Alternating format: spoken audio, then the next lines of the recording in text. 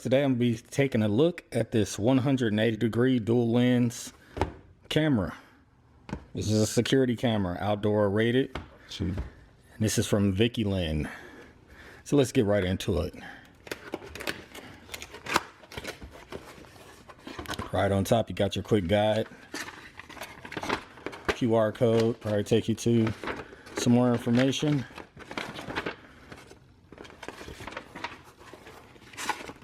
You get a template for drilling out your spot. User manual. Sure. So here's the camera. So you get a mounting, like a mount base plate. That's cool. So then it looks like this will go on and then pop, put that in place. There's your outdoor deal for your connection, so you don't get water in there. So guys, this is a PoE camera, but it looks like it does have a little barrel connector. So if you just wanted to run this to a power adapter, you could. I think it's a lot more convenient to just run power over Ethernet, go directly into here. But they do give you this option, and they give you a little plug for it to keep the weather out, so that's good.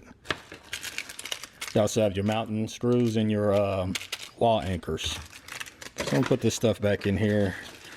So let's take a look at the camera, guys.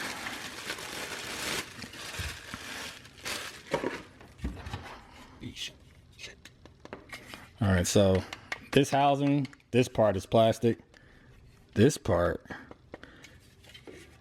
it seems to be metal. Which one? Magnets there,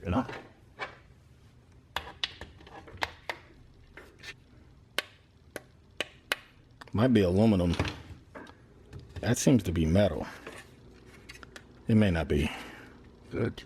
Let's see if we can take a closer look at that. So guys, so up, may be kind of hard to see, but up is here.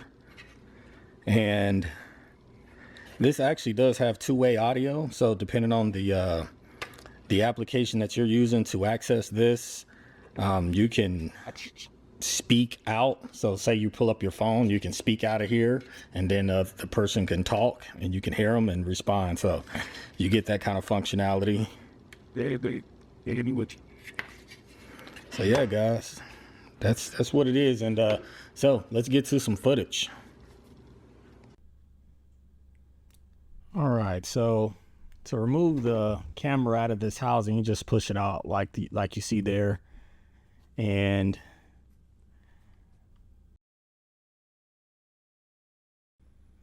okay, so I'm removing this little part off that protects and covers up the reset button. And it's also a little slot for an SD card. With that SD card, you can actually just run this camera kind of like a standalone device. So right there, you see the reset.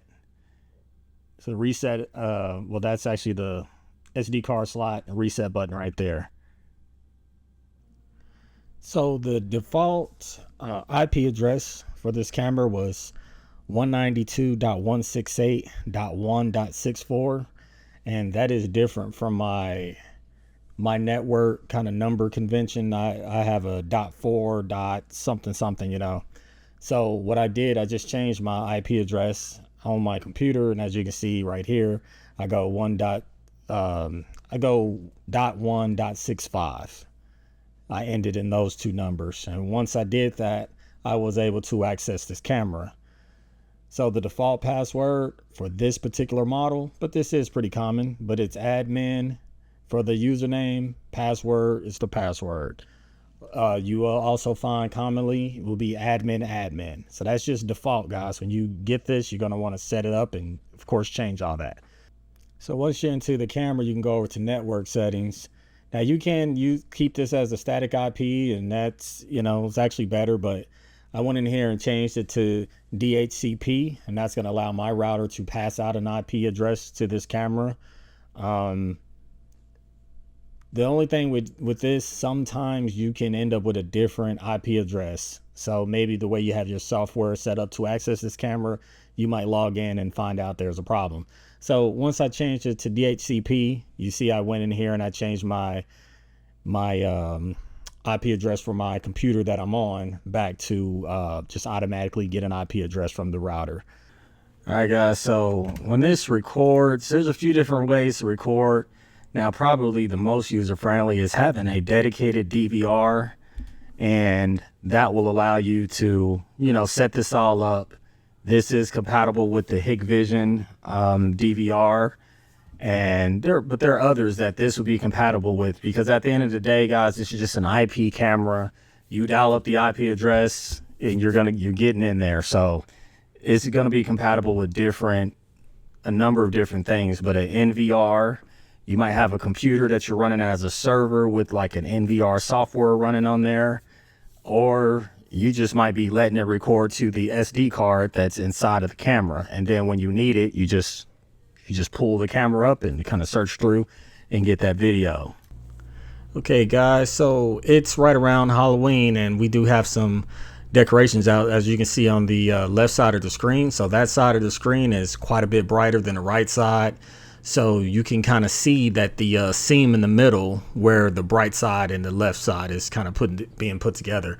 So this is a scene from my backyard, and this camera has a pretty bright spotlights on it. So when it detects motion, at least one of its modes is default mode. When it detects motion, it'll turn on the spotlights, and then you'll get a color. And then when the motion goes away or times out, you'll get the infrared.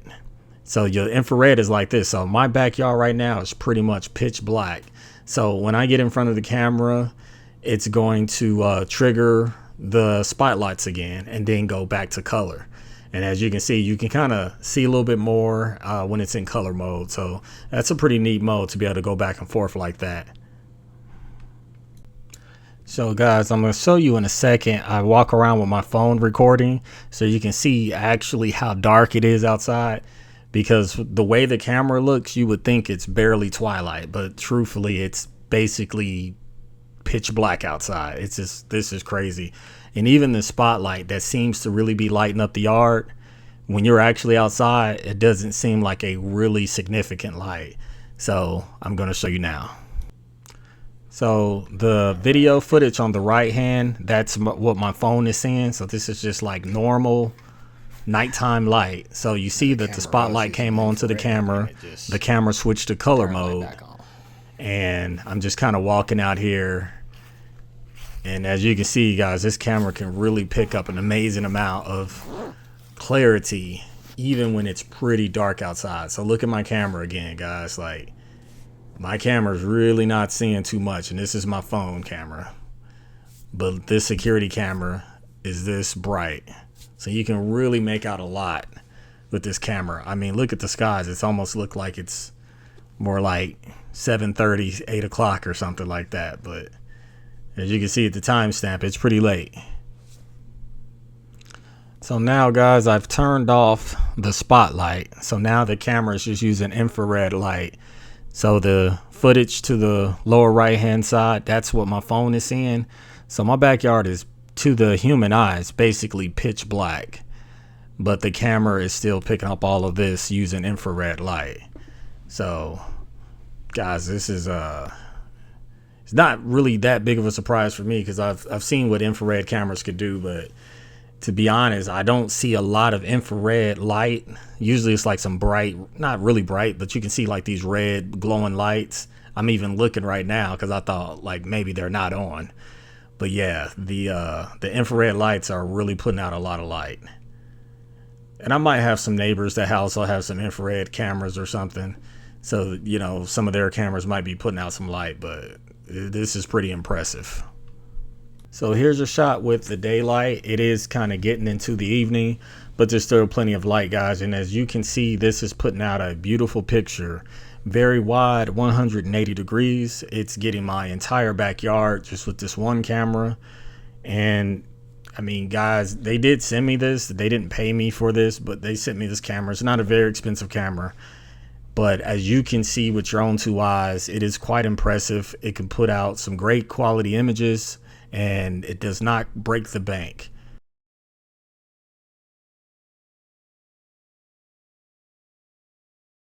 So right here, guys, this is actually just the camera live feed that's just on my computer screen. I'm just recording the computer screen right now.